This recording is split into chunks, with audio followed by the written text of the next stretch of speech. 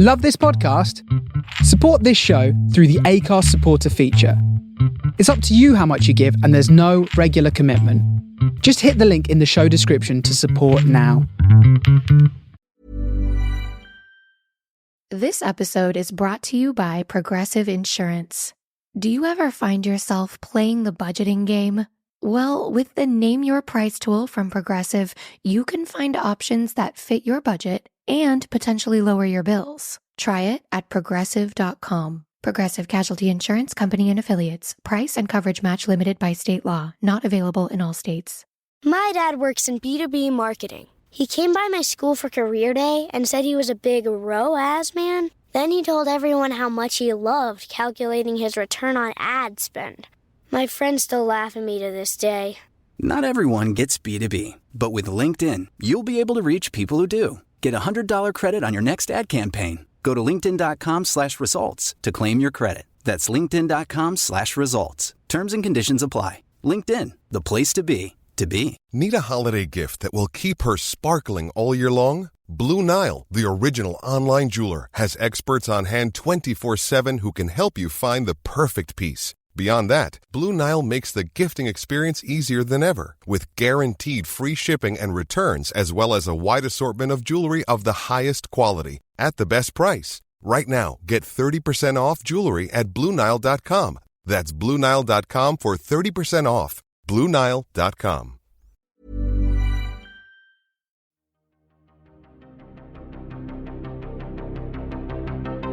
This is Writers on Film, the only podcast dedicated to books on cinema.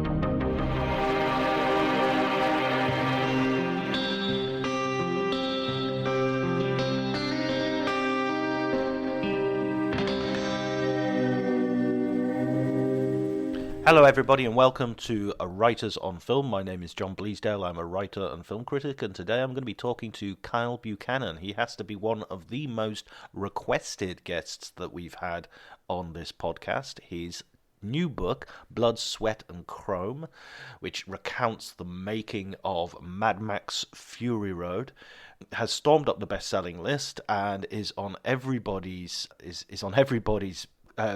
bedside shelf at the moment. Lots of people reading it. I can see lots of people commenting on it, and loads of people rushing back to Mad Max to give it another watch, as if we needed any excuse. But we octane fueled by Kyle's revelations and appreciation of the making of this incredibly difficult, original, artistically supreme film. It puts it in a whole new light. If you enjoy the podcast, please remember to like, share, do what you can to spread the word. I very much appreciate it. You can follow me on Twitter at drjonty, DRJONTY, but before you do any of that, please enjoy the conversation.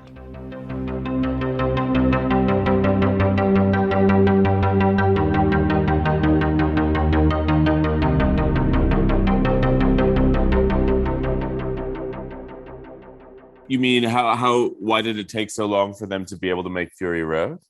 Yeah, exactly. Yeah. Well, two things. One is that Fury Road took a long time in itself for, book length reasons. But then also, in between the first three and Fury Road, there was a long stretch of time where Mel Gibson kind of came to Hollywood and became an incredible megastar. I think people think, because Fury Road or the Mad Max series sort of launched Gibson, that it kind of all happened in concert with everything else we remember about him. But he didn't even start making Lethal Weapon or any of those movies really until after Thunderdome, after the third film. So he became very famous. And meanwhile, George Miller was trying, to give Hollywood the same kind of try, and meeting with decidedly more mixed results. He was trying to make a whole bunch of movies that were difficult because of the producers, like Witches of Eastwick, or he would spend years working on a movie like Contact, the adaptation of the Carl Sagan book, and then Warner Brothers would let him go, and he would sue Warner Brothers. So meanwhile, while Mel Gibson was having this charmed Hollywood journey, George Miller was not. And so I think it took a little while for George to say, you know what? Let me return to something that I absolutely do know how to make, that nobody could dispute that I know how to make, which is Mad Max. And I think, especially after the financial failure of Babe Pig in the City, the Babe sequel, he thought, okay, this is the thing on my plate. Hollywood doesn't always know what to do with me, but at least there's 3 other Mad Max movies that prove that, to some degree, I know what I'm doing there. And then it just took, for reasons that we could spend hours on, a million more years for them to actually get to make Fury Road after coming up with the idea for it. What was your connection with the Mad Max series? When did you start when did you first see them? The very first one that I saw was Thunderdome because it had kids in it. That simple. I think that's why my family thought I could watch that one. I believe my Uncle Tim showed it to me. And then over the years saw Road Warrior and the first Mad Max. And, because of that, and also because of George Miller's other films, I was anticipating Fury Road, but I had heard a lot of, bad buzz. The rumor mill was working overtime about what a difficult shoot it was, and Tom and Charlize not liking each other, and the studio having no confidence in it. But as soon as I started to see first footage from it, I was blown away. I really was. Like, the Comic-Con presentation and the first trailer, it's incredible. It just doesn't look like anything else. It doesn't even look completely like the first few Mad Max movies. It was its own imaginative beast, and you hope that the movie is going to live up to those initial images. And when I first saw Fury Road at a press screening a few weeks before it came out, I just was completely gobsmacked, awestruck, thought it was incredible. My jaw was hanging open, and from that point on, I was really, really obsessed with the movie. I remember watching the trailer. I was on a break for I was teaching at university, and I was on a break, and I watched the trailer on my computer, and I just said to the students, "Oh my God, you've got to watch this!" And I put it up on the screen, and we all watched it together. And there was and I'd been in a similar situation where I hadn't heard any buzz, but I was kind of like, "Oh, another remake, another sort of sequel from a franchise." And then after the trailer, I was excited. And then I saw it at Cannes. I saw it in the morning press screening in Cannes. And it's one of my highlights of Cannes. And not of that particular Cannes. I mean, of my entire time going to Cannes. For sure. I wish that they had it compete in the official selection. I don't know that George, pushes for that. His next movie is also going to play Cannes out of competition. But I mean, I really do think that would have rated very highly and perhaps won an award or two had it been in the official competition. It's just that good. It is an incredible book and an incredible movie. And I say this as the guy who's written the book on it, but I can still put it on and get totally absorbed in it as though, I were watching it for the first time. I think the thing with your book is that it's giving people an excuse, as if they needed one, to just go back and watch the film, which is exactly what I've done. I bet that is the most immediate reaction. Yeah, and I'm always heartened when the people who feel that are film programmers who can put the film on in their theater, as has been done with some of the Q&As that I have been doing. I went to the Alamo Drafthouse in Brooklyn, and they played the film, and I did a Q&A after. And I felt like maybe actually this was what I was conspiring to all along, which is just more chances to see it on the big screen, because it really does, use every inch of it. How did you get into writing the book, and why did you choose the sort of oral history as an approach?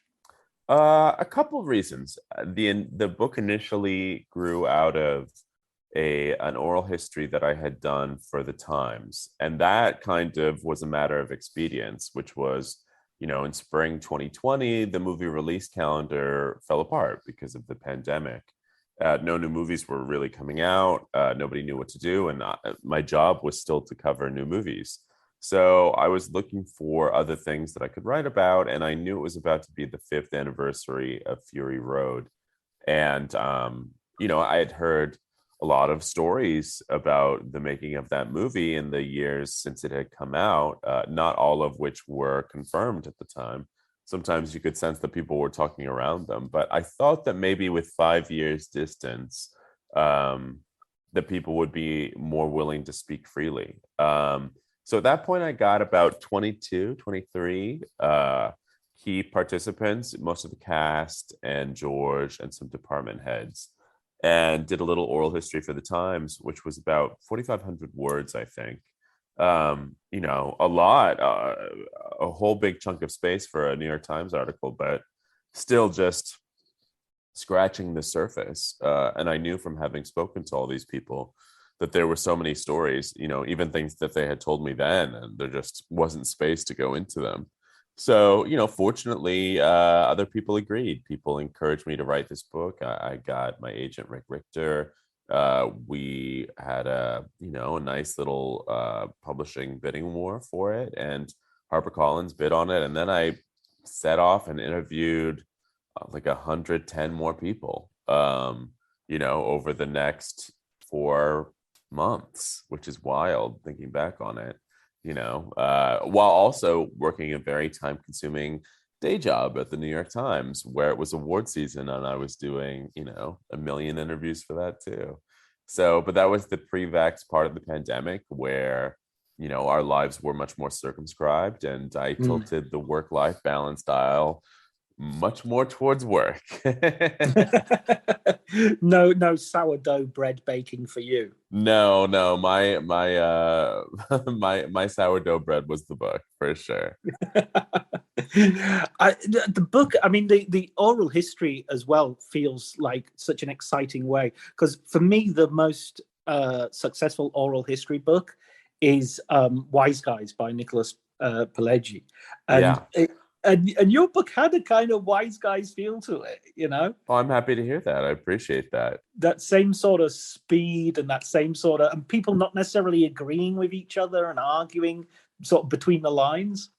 Well, that is one of the virtues of the oral history format, is that, truth is a relative thing. And I think when you speak to a whole lot of people, you can sort of, attempt to locate the truth in the middle based on what people are telling you. But also a key part of why I wanted it to be an oral history is because if you're describing what goes into making a movie, I know it's very tempting to just totally subscribe to the auteur theory and be like, well, George Miller just did it all. But even he would say that's not true. And when you look at the incredible amount of names in that closing credits scroll, all of whom have incredible stories about the making of this movie, I wanted to give them their due. I also wanted to describe what it is like to be on a movie set, where sure, Tom Hardy and Charlize are the, 2 first build people on the call sheet, but they're wildly outnumbered by the amount of crew members around whose experiences of what's going on are every bit as valid and every bit as interesting. So I really felt like, if it were a written through book, inevitably you would get the most quotes from the famous people and everybody else would essentially be paraphrased. Whereas with an oral history, you get those quotes from everybody who worked on the production and they're all rubbing shoulders with each other. Yeah, it sort of becomes more democratic, sort of evens out a little bit more. It just gives you, I think, a more accurate presentation of what a Hollywood production is like. There's so many people who work on it. And yet, at the same time, this is kind of like, I mean, it is a major Hollywood production, but they're out in the desert. They're doing a lot of their prep in Australia, and people from Warner Brothers are sort of thousands of miles away. Yeah, although Warner Brothers would send a lot of people to set just to check up and see what was going on. Yeah, I mean, that's unconventional too. Most movies these days are shot, in studio sound stages. In fact, if you were getting Fury Road off the ground now, I'm sure that the argument would be made that you would want to shoot it with gigantic LCD soundstage sets projecting the desert, as is done on things like The Mandalorian.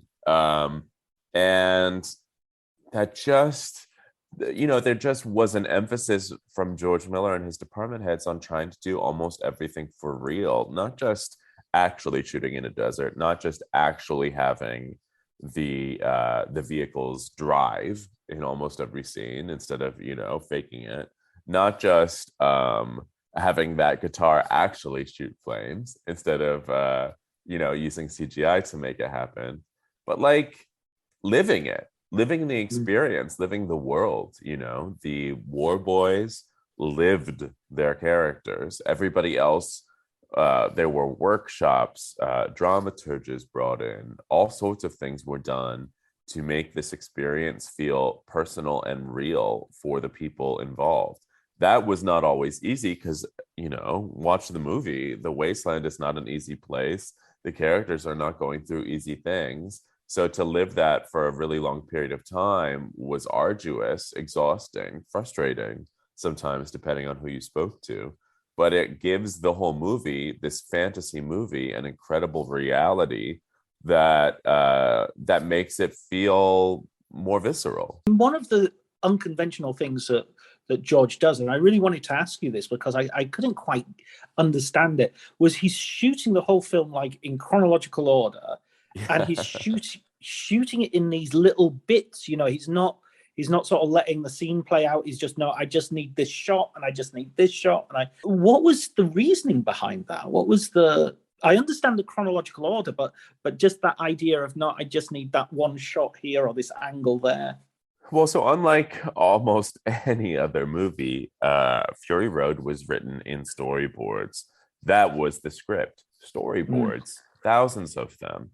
If you wanted to read Fury Road, you would fly to Sydney to George Miller's conference room at his production company, and he would take you through the storyboard room from left to right, like a conductor describing the movie to you as you watched it via these storyboards.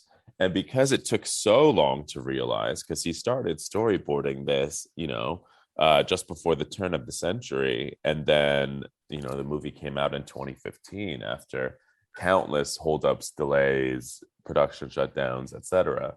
So this had been playing on a loop in his head for ages. That's part of why he had the confidence to keep going despite these crazy act of God setbacks, is because he saw the movie. It was in his head and it was a masterpiece. And once he got on set, he knew exactly what he would need and what he wouldn't need.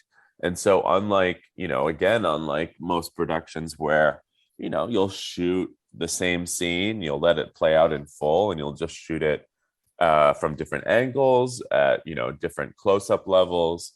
George knew, okay, I'm only going to need a shot of Max as this is happening, and he turns his head. And I'm only going to need a shot of Furiosa putting her hand on the steering wheel and looking to her left. Things that were so incredibly specific, that were difficult for the actors to connect to because it felt so disconnected from a scene or a character. So it was really tricky, in some ways shooting in sequence would be a good thing for these actors because you are on the journey with your character. It's chronological, it's easier to map, but that specific sort of micro shot way of shooting, and these shots in Fury Road, some of them are so brief, was not an easy thing for the actors to wrap their heads around.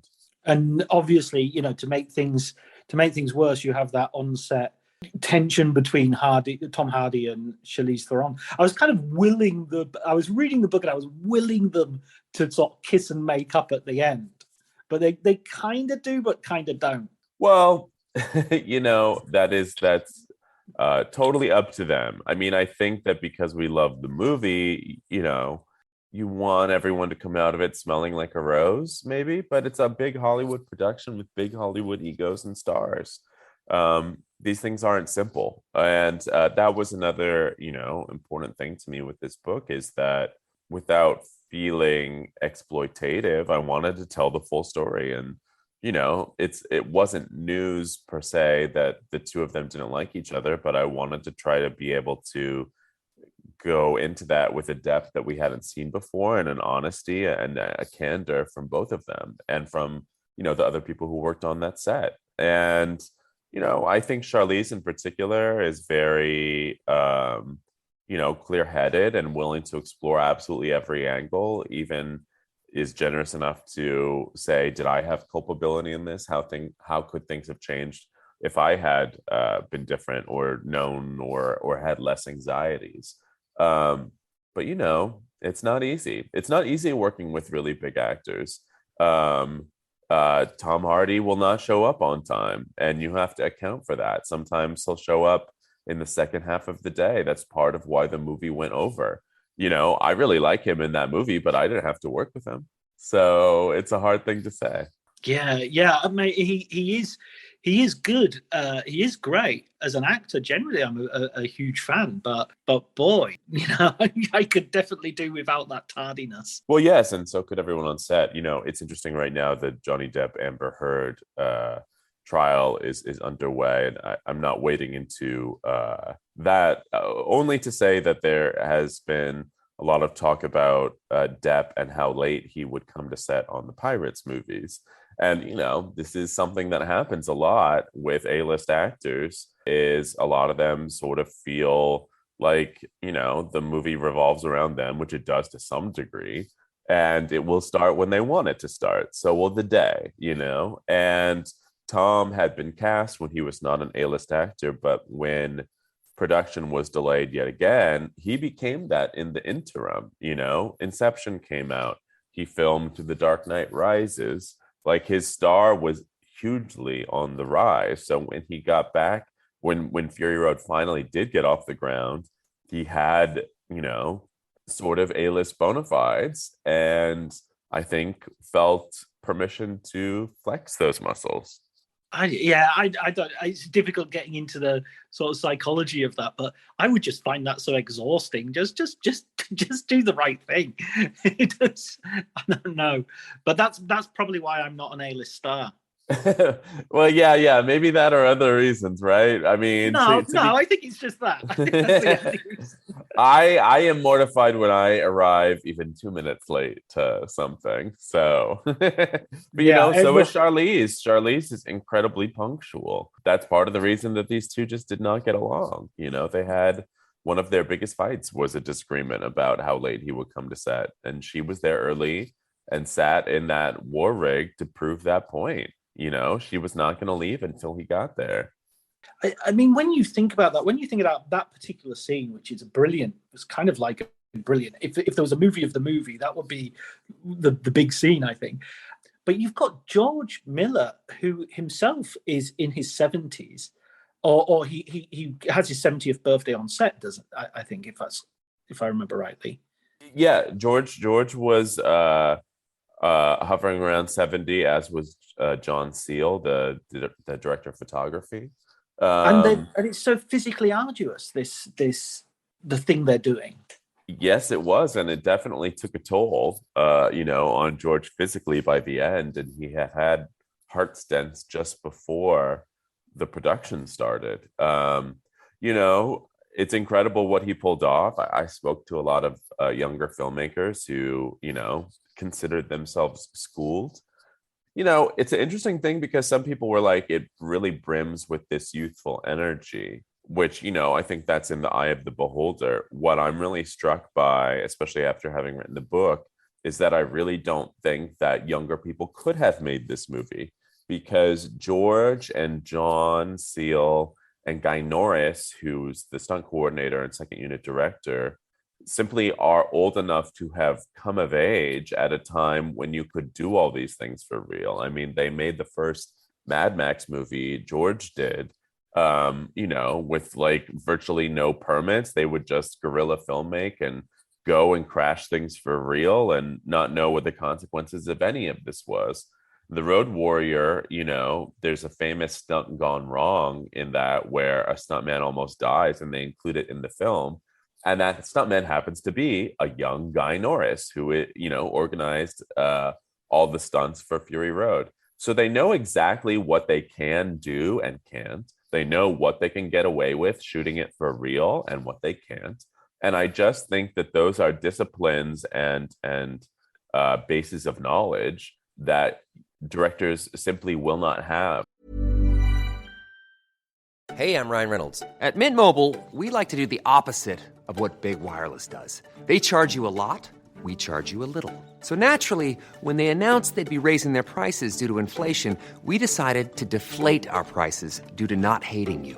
That's right. We're cutting the price of Mint Unlimited from $30 a month to just $15 a month. Give it a try at mintmobile.com/switch. $45 upfront payment equivalent to $15 per month. New customers on first 3-month plan only. Taxes and fees extra. Speed slower above 40 gigabytes. See details. It took a lifetime to find the person you want to marry. Finding the perfect engagement ring is a lot easier.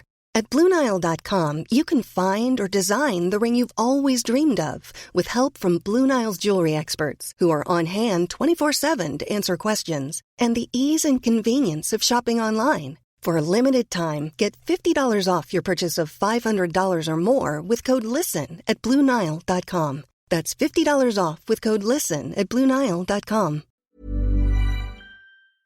Going forward, because they're not brought up the same way as Miller and his compatriots. The people who are making large scale action movies these days are, by and large, like Sundance filmmakers who are hired and jump up, to a staggering budget level based on very little and have not had that expertise before jumping to that budget level, and are not necessarily even controlling their own action. They hop onto, let's say, superhero productions that are where the action is handled by the second unit director, and a lot of the action sequences are pre-vised already. So you're just there to corral the actors, and that's about it. There's rarely someone who could even come up through the system in the way that George and his compatriots did, who have the knowledge of what you can get away with. So to me, I felt like their age was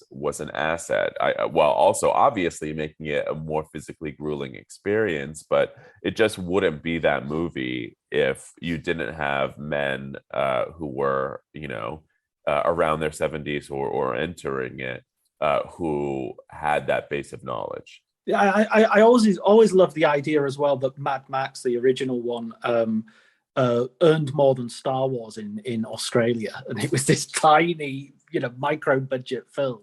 Yeah, and to go back and look at that and know what they went through to get that made is pretty crazy too.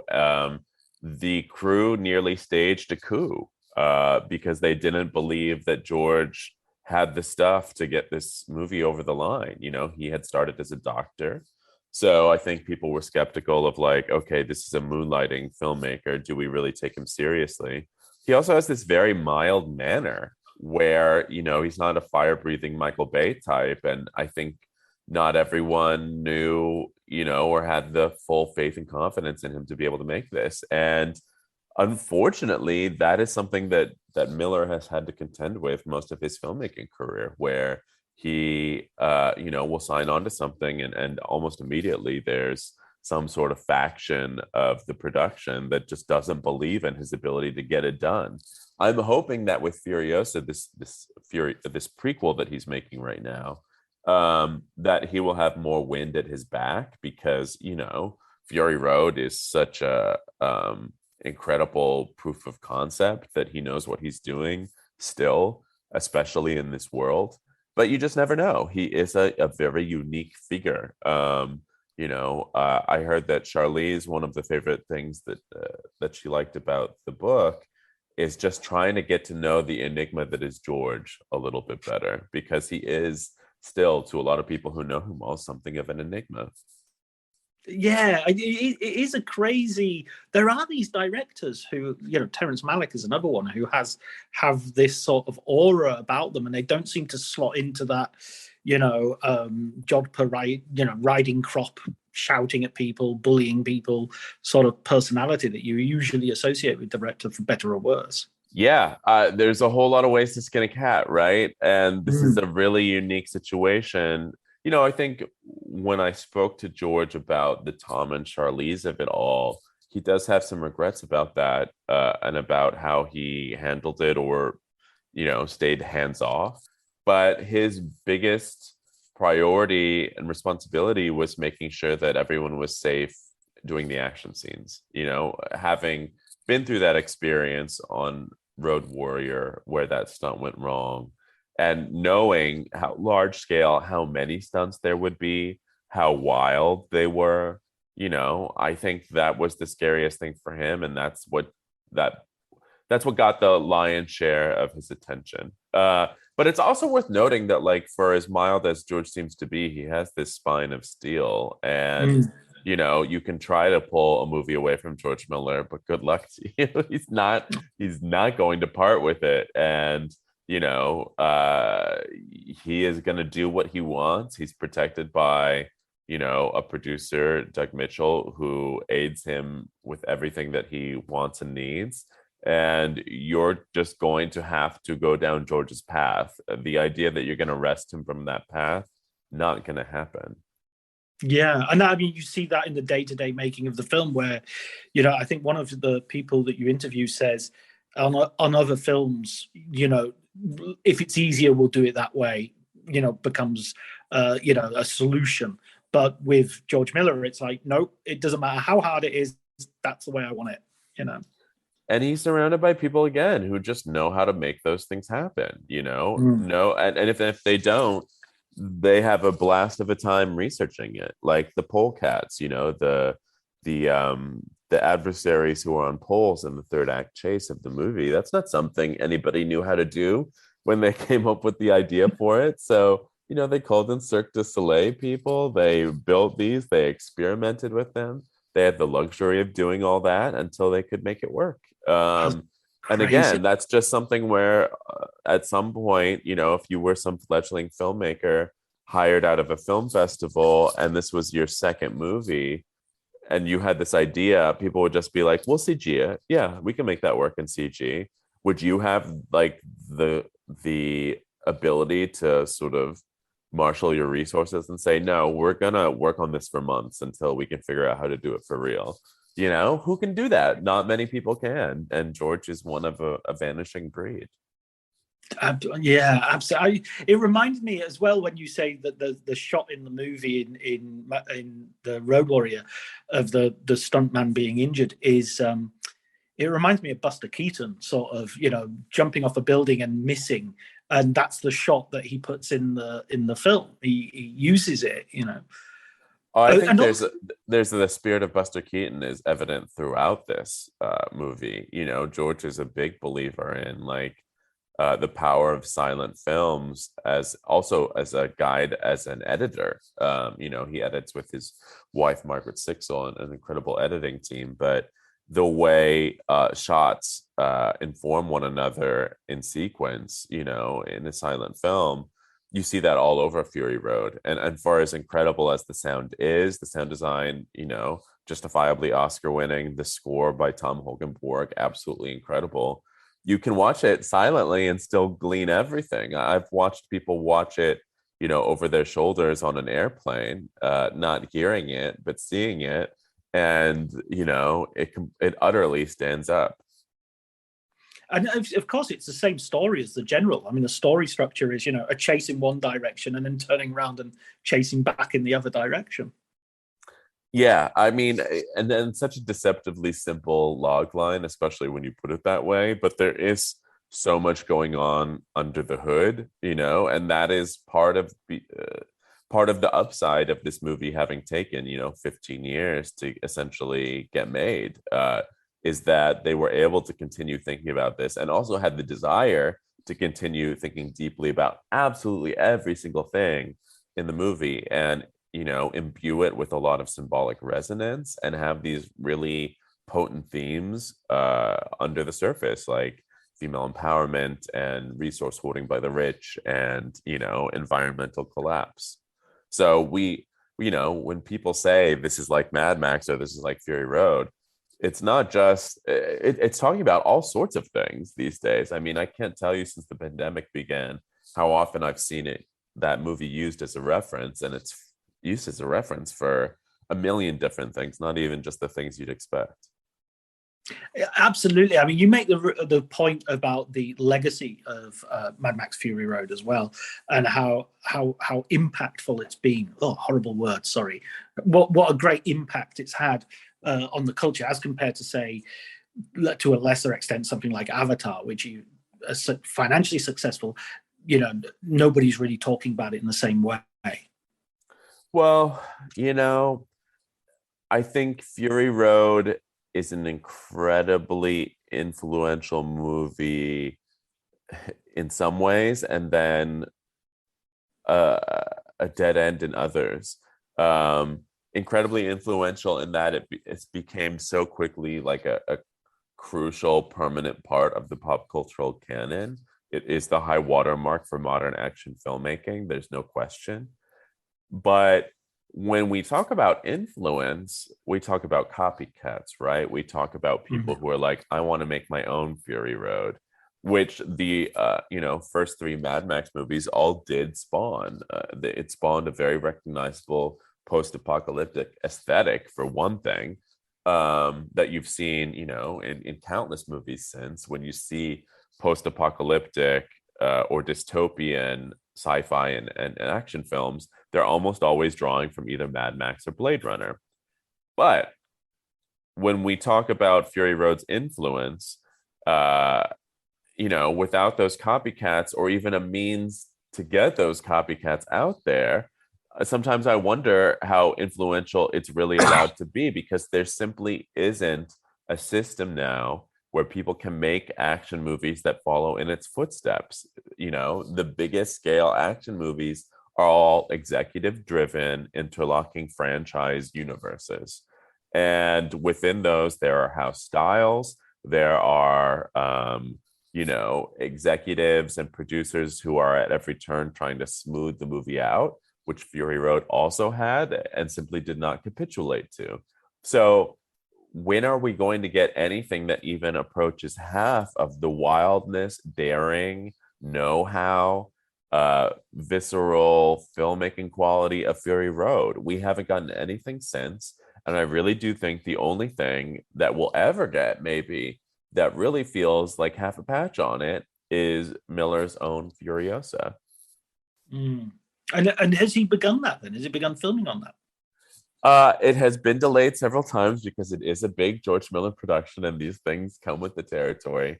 But it is supposed to start fully shooting. It's full shoot this year. It's all cast up. They have made the vehicles. They are ready.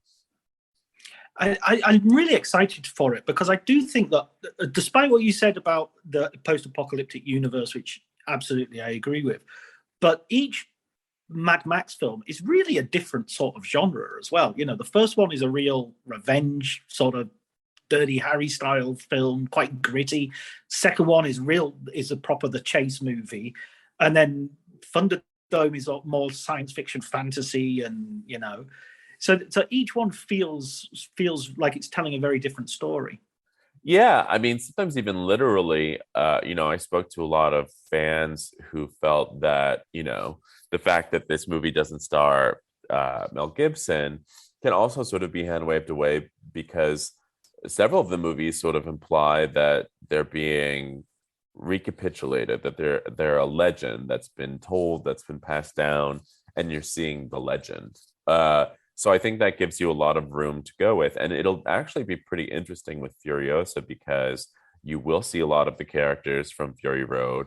You will see war rigs. You'll see settings. But from everything that I've been told from the people who are working on it, it is a movie with a different feel. There are long dialogue scenes in Furiosa that include Furiosa. Fury Road does not have those. It is just a different kind of story that is told in that world. And I'm super curious to see how they bring it off. Are you going to go on set and be like the I doubt it. the Boswell to Miller's Johnson? I would love to be on that set. Although, yeah, I mean, listen, I'm I've heard from many people involved in the movie who really appreciate the book. And George was really terrific while I was writing it, sort of authorizing people to speak to me. I talked to a lot of people who have never even acknowledged that they worked on this film. People like Kelly Marcel, who is a writer who worked with Tom Hardy, who spent months being there in production and is not credited. I don't think anybody even knew that she had done this. And a lot of people would seek George's permission before they spoke to me, and he was kind enough to always provide it. That said, I don't know that he loved the idea that this book was being written. He is somebody who has overseen every aspect of the Mad Max universe and has a level of control that comes with that. And so to know that somebody else is working on kind of a definitive document about Mad Max and you're just a participant along for the ride, I think near the end of the process, he had a little bit of concern about it. Again, he was still generous enough to sit for a final interview with me, but I could detect when we first started speaking in that last conversation that he was a little bit like, so, you've dug up a lot of these people that we've never talked about. You may have heard some stories that, weren't out there or hadn't been said in that much depth. And it's not all going to be wine and roses. So, I understand that skepticism. You never know someone's agenda. I had no agenda other than, being totally truthful and just telling the story of what it was like. But, other people might have leaned more into the scandal or what have you of it. And how does he know what it's going to be? He's been interviewed by me before, but you never know. You never know how something's going to turn out. Yeah, the angle. Which is all to say that I would be surprised if you were like, yeah, come on over, watch everything, write down all the things that maybe don't go as well.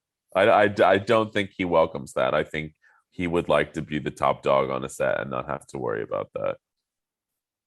Yeah, I don't know. He listens to this podcast, so I'm sure. I mean, we'll at least put the idea out there for him. Well, I appreciate that. Listen, I know, Kyle, that you've got to run because you've got a work commitment, but I want to ask you as a final question. We asked for recommended books on this podcast, so that specifically film books. Is there a film book? It doesn't have to be like your favorite or the best, no pressure, but just something that you'd recommend for our listeners to sort of grab onto, something maybe that's influenced your own career.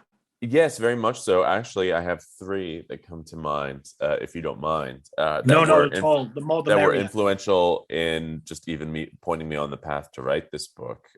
2 that I had read when I was much younger, which were Monster by John Gregory Dunn, sort of written with his wife, Joan Didion, about chronicling the tortured development of what was supposed to be a hard-hitting drama about, a newswoman and her struggles with alcohol and drug dependency.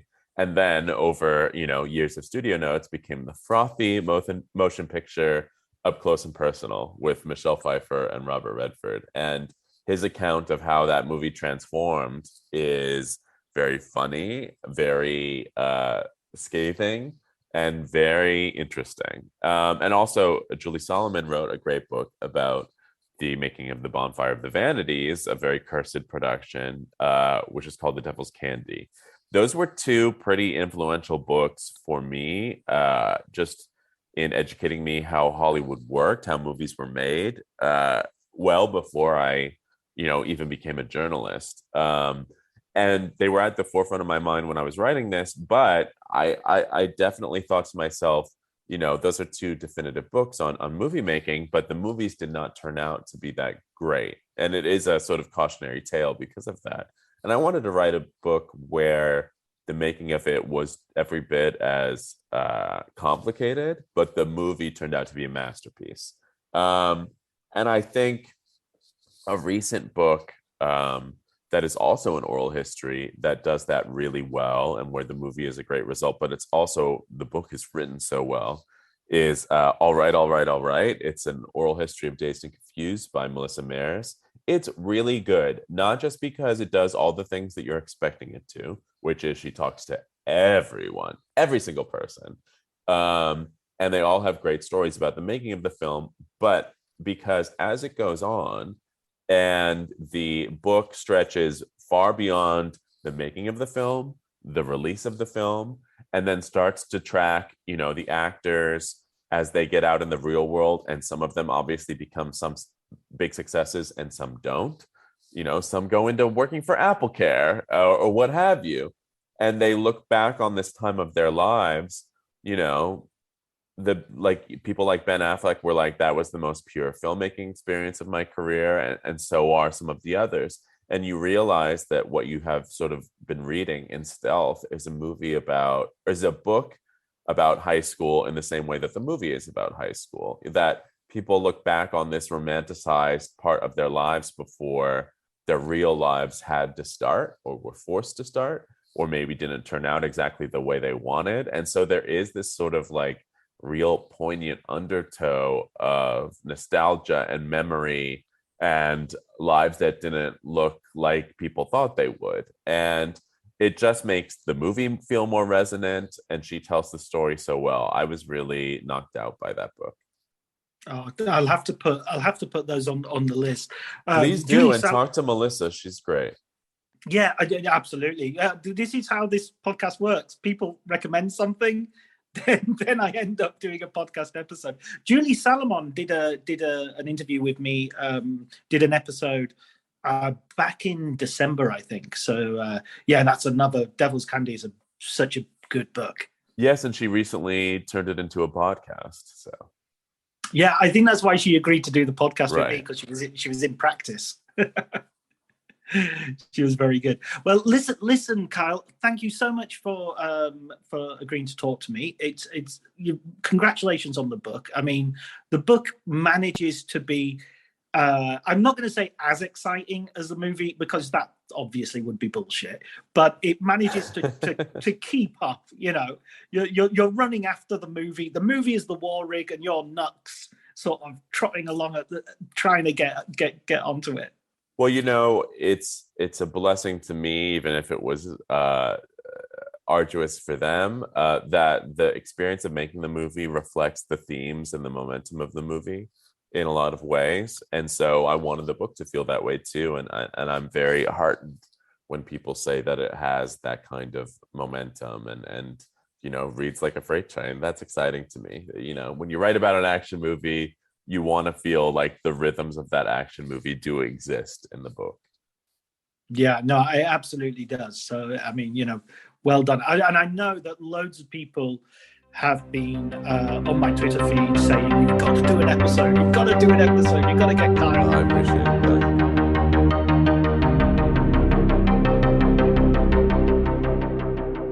So that was my conversation with Kyle. I hope you enjoyed it. It was a little bit, we had to cut it a little bit short because Kyle had to go off and do New York Times stuff, the nerve of the man.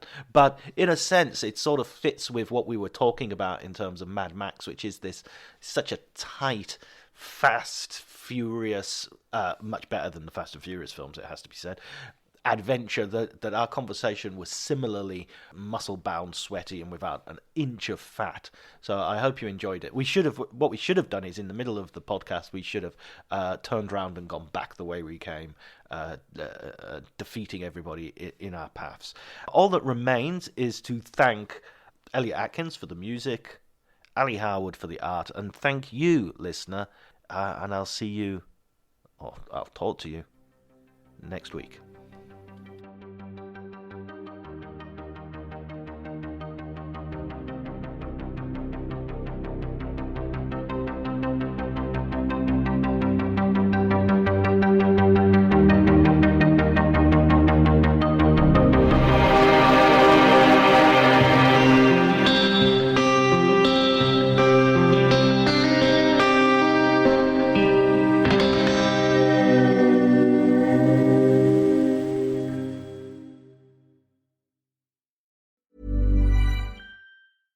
This episode is brought to you by Progressive Insurance.